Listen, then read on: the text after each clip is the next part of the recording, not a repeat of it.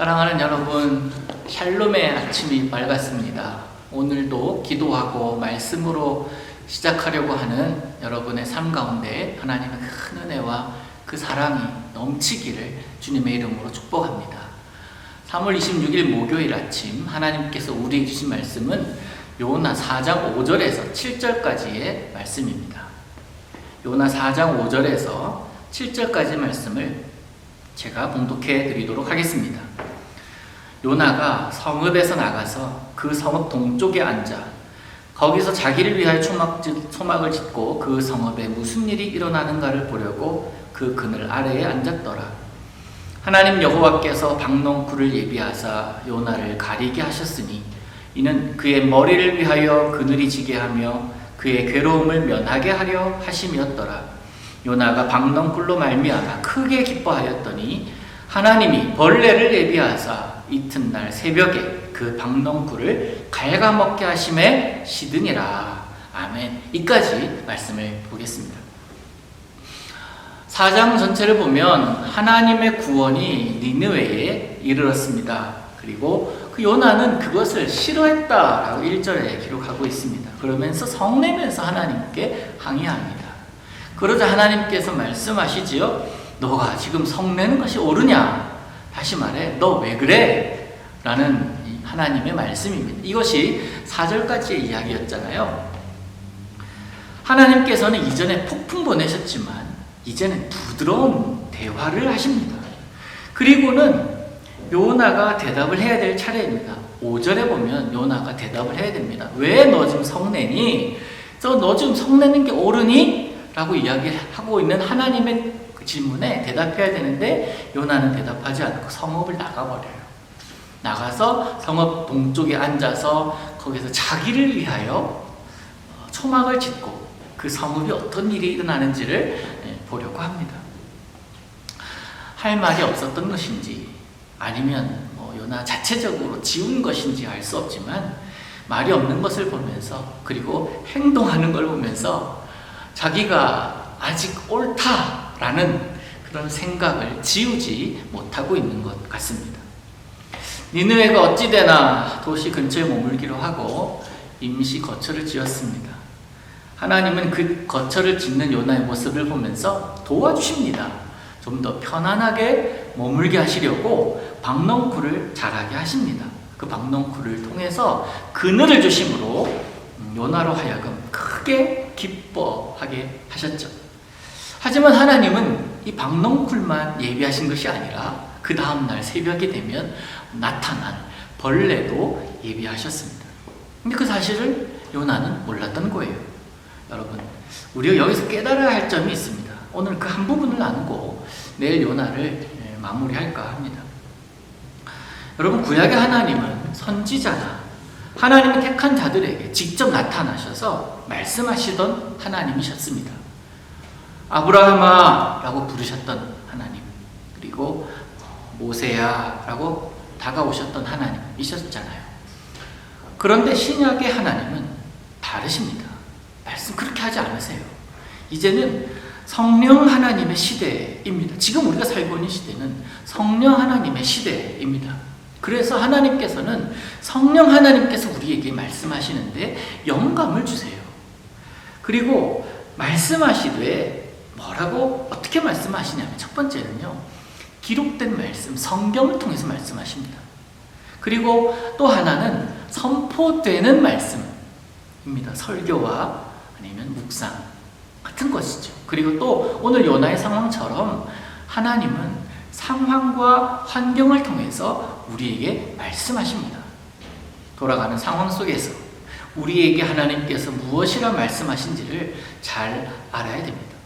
박농쿨을 준비하셨기에 요나가 크게 기뻐합니다. 하지만 벌레도 준비하셨습니다. 무엇 때문에 그러셨습니까? 왜 하나님께서 소위 말해서 병 주고 약 주고 하시냐라는 거예요. 이유는 하나예요. 요나에게 하실 말씀이 있는 겁니다. 하나님께서 요나에게 하고 싶으신 말씀은 뭐겠습니까? 저들도 내 백성이다. 아니겠어요? 너에게 선물한 그 박농쿨로 좋아하더니 벌레 하나로 썩내는 너의 모습이 옳으냐? 저 성에는 내일 나누겠지만 12만 명이나 있고 가축들도 저렇게 많은데 내가 어떻게 아끼지 않겠니? 라고 요나에게 묻잖아요. 요나는 또 대답이 없습니다. 이제 아예 대답할 수가 없는 거예요. 잔인할 만큼 덥고 뜨거운 바람이 불어오는 이날, 하나님과의 이 대화는 요나 자신을 돌아보게 했습니다. 그리고는 하나님의 마음 앞에서 선지자된 자기 자신을 참 못났다라고 생각하기에 충분한 상황 아니겠습니까? 여러분, 우리가요, 예수를 잘 믿고 하나님 말씀 잘 듣다가 때로는 믿어지지 않은 상황이 벌어지는 때가 있습니다. 내가 예수 잘 믿고 내가 하나님 정말 잘 믿었는데 이 일이 왜 자꾸 뒤집어지는 거지? 왜 이게 되는 일이 없는 거지? 왜 이렇게 나한테 이런 일이 다가오는 거지? 라고 생각할 때가 있지 않습니까? 그럴 때면 절망과 더불어서 하나님을 향한 분노가, 하나님께서 살아계시다면 어떻게 이럴 수가 있습니까? 라고 질문할 때 또 우리는 있습니다. 여러분, 그때 이 장면을 생각하시기를 바랍니다. 주님, 내가 화가 나서 괴로워서 견딜 수가 없습니다. 하나님, 도대체 나에게 왜 이러십니까? 적어도 나한테는 이러시면 안 되는 것 아닙니까? 여러분, 이럴 때일수록 요나의 독이 오를 대로 오른 마음을 다루시는 그 하나님을 기억해야 됩니다. 또 이런 상황, 이런 형편, 내가 이해하지 못하는 상황 가운데 들어가 있을 때에 나를 다루시기 위한 하나님의 계획임을 잊어서는 안 될 것입니다. 철학자 이야기를 여러분에게 하고 마무리할까 합니다. 제가 학부 때 철학을 공부했잖아요. 철학 되게 재밌습니다. 여러분들도 기회가 되시면 철학 공부 한번 해보시는 것을 추천드립니다. 단어 하나, 문장 하나에 굉장히 많은 의미를 부여하고 그것을 굉장히 해석하고 하는데요. 오늘 이 하나님의 마음, 자비 그리고 애착에 대해서 잠깐 여러분들에게 소개를 해드리면, 자비의 마음으로 하는 사랑 그리고 애착의 마음으로 하는 사랑은 다르다라는 것을 여러분에게 잠깐 말씀드리려고 합니다. 자비의 사랑은요, 좀 어려운 단어예요. 자비의 사랑은 내가 좋아하지 않는 사람에게도 그에게 좋은 일이 있기를 바라는 마음, 또 그에게 유익한 일이 생기기를 바라는 마음, 그게 자비의 사랑이라면, 애착의 사랑이라는 것이 뭐냐면 사랑하기 때문에 좋은 일을 하는 것, 내가 그를 좋아하기 때문에 그에게 좋은 일, 즐거운 일, 행복한 일이 많아지기를 바라는 마음, 그게 애착의 사랑이라는 거예요. 자비의 사랑과 애착의 사랑 구분되시죠? 자비의 사랑은 좋아하지 않는 사람도 좋은 일이 생기길 바람, 애착의 사랑은 좋아하는 사람이니까 좋은 일이 생기기를 바라는 마음, 이게 바로 자비의 사랑과 애착의 사랑이에요. 여러분, 후자는 당연히 할 수 있어요. 사랑스러운 사람 사랑하는 건 당연히 할 수 있습니다. 하지만 전자는 쉽지가 않아요. 이에 대해서 스토아파가 뭐라고 얘기를 하냐면, 신은 둘 다 할 수 있는 존재다.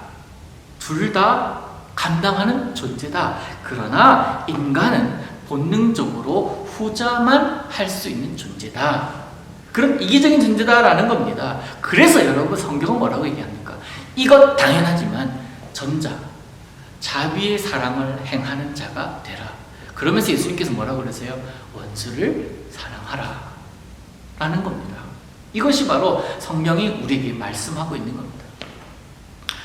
오늘 묵상이 좀 길었습니다. 우리가 오늘 품을 하나님 마음이 뭘까요? 모든 상황 가운데 하나님 뜻이 없는 건 없다, 아닙니까? 자녀가 부모의 마음을 일이라도 알아준다면 효도하지 않을 수가 없듯이, 우리가 하나님의 자녀로서 하나님의 마음을 알아주지 못함에 대한 마음, 너무 좀 거창하다면 오늘 여러분에게 일어나는 모든 상황 앞에서 이렇게 기도하시길 바라요. 하나님, 내게 펼쳐지는 이 상황 앞에서 내가 잠잠할 수 있는 믿음 주옵소서. 이것으로 인하여 일희일비하지 않고 이것에 하나님의 뜻이 어디에 있는지를 찾는 자, 깨닫는 자 되게 하옵소서라고 기도하시기를 바랍니다. 그렇게 사실 여러분을 주님의 이름으로 축복합니다. 기도합니다. 사랑의 주님, 오늘도 함께하여 주옵소서. 주님으로 인하여 힘내고 주님으로 인하여 노래하는 이날 되게 하여 주시옵소서. 하나님의 뜻에 잠잠하여 그 뜻을 따라 살아가는 이날을 살게 하여 주시옵소서. 무슨 일을 당하든지 무슨 상황을 맞이하든지 주님 감당할 수 있는 믿음 허락하시고 그 믿음으로 인하여 하나님께 영광 돌리는 이날을 살게 하여 주시옵소서. 예수님의 이름으로 기도하옵나이다.